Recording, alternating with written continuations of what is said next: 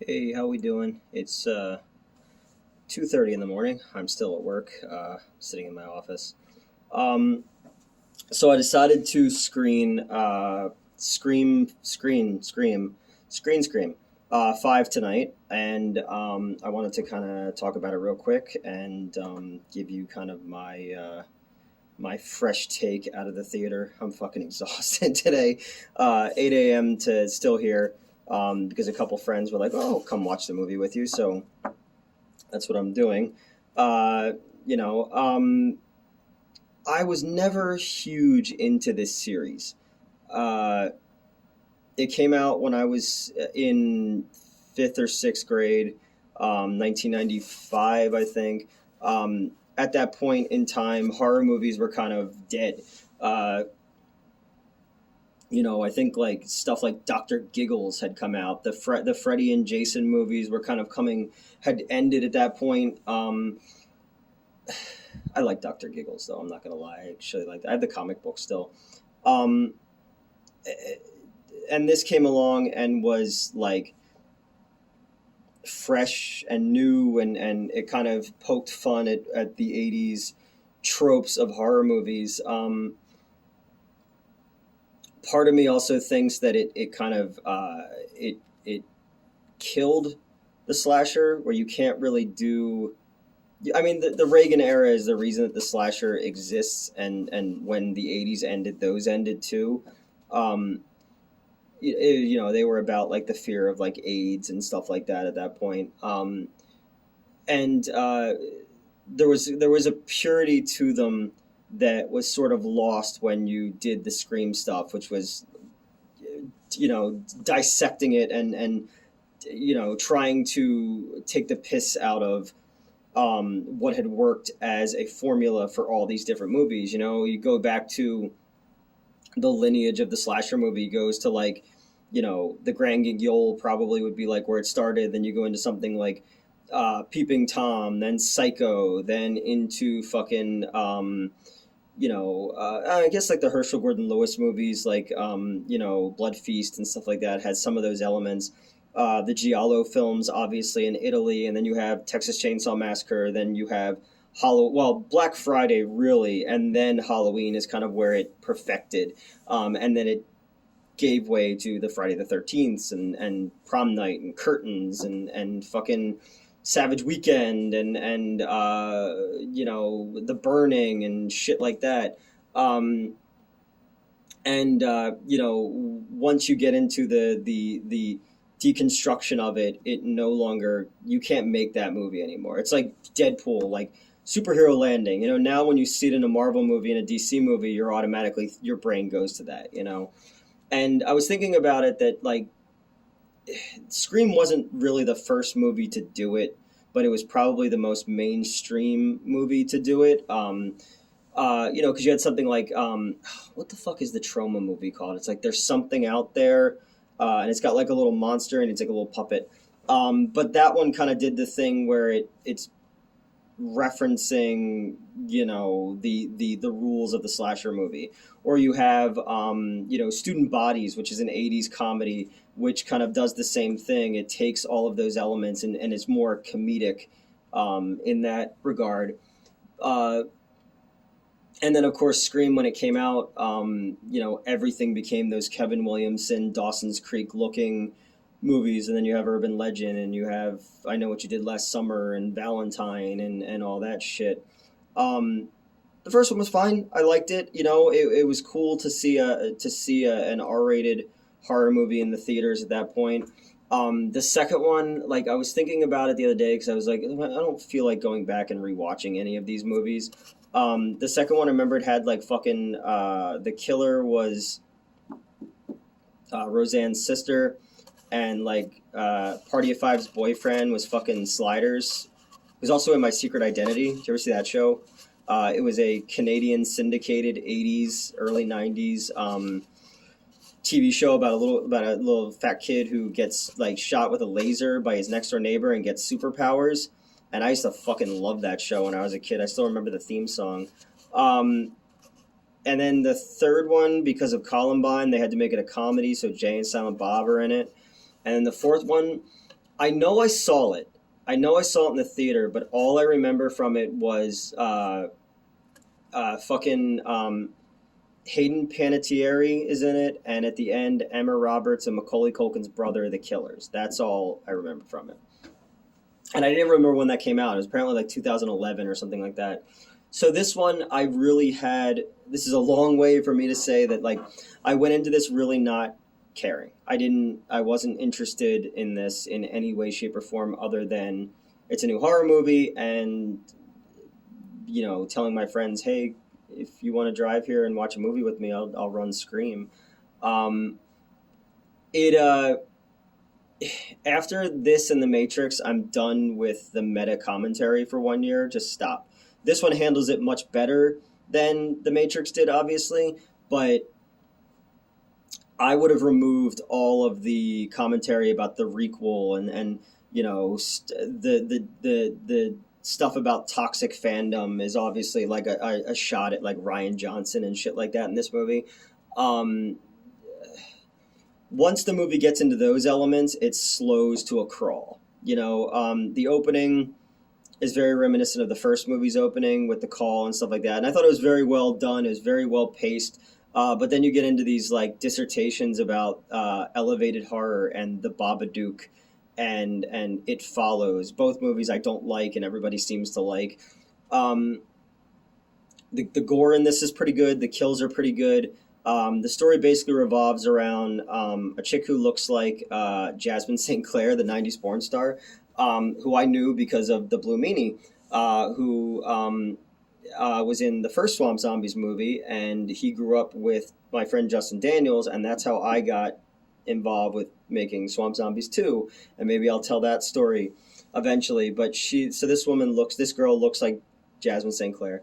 And it turns out that she is the illegitimate daughter of Billy Loomis, Skeet Ulrich from the first movie.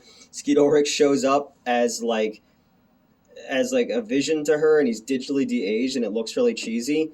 Um, but and he also kind of like she has like mental problems, and he's kind of like in her head, and it almost reminded me of like Val Kilmer in True Romance, where he's imaginary Elvis.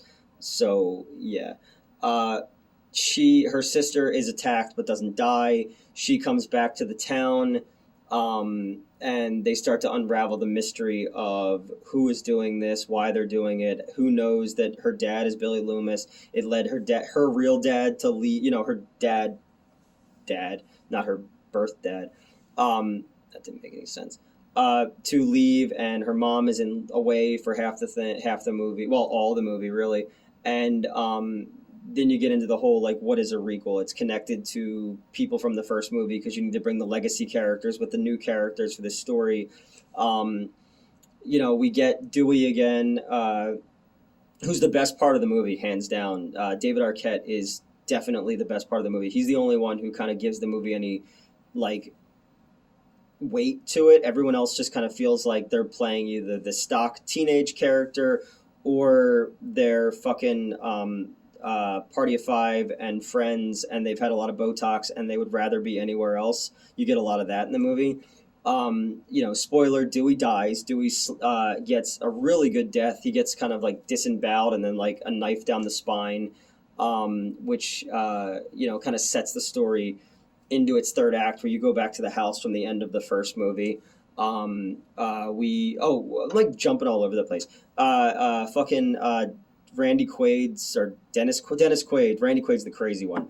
Dennis Quaid's son from The Boys is the Jasmine St. Clair girl's boyfriend, and then the girl who gets blowtorch from Once Upon a Time in Hollywood is there, and then it turns out twins in the movie are their mom is the Welcome to the Dollhouse girl who's fucking Jamie Kennedy's sister from the third movie, and they bring all these things together, and then the cop from the fourth movie who was the doctor in Grindhouse is in it, and her son has like early 2000s gay porn star hair. Not that I would know. If I was a gay porn star, though, I said my name would be Tristan Fun with two N's. That or Sirloin. I haven't slept in a couple days, and I'm not as funny as I think I am sometimes, apparently. Uh, Yeah, so you bring all these characters together, and there's some cool kills, and there's some, it's well shot, it's well paced. I like that a lot of the kills happen in broad daylight. It kind of reminded me a little bit of Argento's Tenebrae in that regard, where he didn't do any of the we like Argento didn't do any of like the cool giallo style lighting. He did a lot of stuff in stark sun, except for when the sheriff gets killed. Like she calls, like she's the sheriff, and she's like, "Hey, my son is in trouble," and it takes a fucking hour for cops to show up to the sheriff's house. So she gets stabbed to death on the front lawn, and her son gets a knife like through his throat, like all that it comes out the other side, which was kind of cool. Um, just like the same thing when the girl who gets attacked at the beginning is still alive. She's in the hospital, and I get that they're on like a her own floor to protect her, but the power goes out and there's just no one around. Like there's one cop who's guarding her who's dead now, and they just have all this time. Like, no, I was just in the hospital in November. I was in the I had some issues back in November, and I got myself put into a hospital for a couple days to get right, and like there was people everywhere. Like that's not how this works. Like what? Why are we going by Halloween 2 rules when it comes to like hospitals? Um, I don't know. Like I liked elements of it. I thought that the reveal was pretty obvious that the fucking Dennis Quaid's son and the Once Upon a Time in Hollywood girl are fans of the original, and they don't like what the series had become, so they're making like a fan fiction version of it because now the fans are going to get what they want. Um, and she get the Once Upon a Time in Hollywood girl who gets blowtorched in that one gets like set on fire in this one. So I guess that's like her thing. Uh, I don't know. Like they introduce characters that have like they're just come and go. I didn't really feel anything for a lot of them. But again, like remembering what I remember about the other movies, I want to say that this is probably the third best one. It definitely has the best kills since the first one. I like the score. I like the directors. They also did Ready or Not, which was the fucking hide and go seek movie with the girl who's not Margot Robbie. Um, I thought I thought it was well shot. It was well directed. The writing was hit and miss. I would have taken out a lot of the meta commentary and just kind of made it a straightforward story, but I know you can't. Um, there's characters named Loomis, there's characters named Carpenter. The thing about these movies, and maybe it's because I'm a fucking, then everybody always goes like, wait, you don't like this movie that's about movies? And I go, it just felt very, and I'm gonna sound like such a fucking film dickhole right now, but it always felt very superficial, the things that they talked about and the things that they referenced in them. And I was just like, I don't know. Now that I'm thinking about it, I was like, well, I guess that kind of makes sense because, yeah, you want it to be this broad appeal thing, and that means talking about shit that people know, like Texas Chainsaw Massacre and Halloween and stuff like that. So, what, yeah, again, what the fuck do I know about anything? um, I don't know. I liked it for what it was. There are the things that I would have taken out, but again, I literally just locked the front door and just came up here to shoot this, so probably need to like simmer in my head a little bit more. But it is a Scream movie. There's no fucking point in simmering it in your head. It's just it's it's it's a Scream movie. It'd be really hard to fucking run in that costume and in that mask that he wears. Like no wonder these guys are always like fucking falling down. He gets like bested by a girl in a wheelchair at one point in this movie. Freddy and Jason like have mobility. Leatherface has mobility. Uh, we need a more aerodynamic ghost face in the future. Um, yeah, I don't know. Let me know what you thought of it. Let me know about like any modern slashers that you think kind of have a pure kind of vibe to them. I dug the 3D version of fucking My Bloody Valentine. Well, Tom Atkins was in it, which always helps. But I thought that one was pretty good, even though it also kind of has that it's from the line. You could tell where it's kind of from the lineage of Scream, where there's a lot of tongue-in-cheek stuff in it. So, yeah, Scream 5. I just wanted to talk about it real quick, and I'm going to go home and go to sleep because I'm fucking exhausted. And I don't know what movies are coming up next for first releases. I've got a couple more What the Fuck Wednesdays planned. And some little promo pieces that are almost done. And then we'll start talking about the movie, and we'll start talking about the comic book and the other stuff that you know, I'm doing slowly. Maybe I'll do a thing about kind of my health, kind of let people know what's been going on since July or August. Yeah, that's kind of where we are right now. I just wanted to talk about this because I desperately crave attention. So yeah, bye.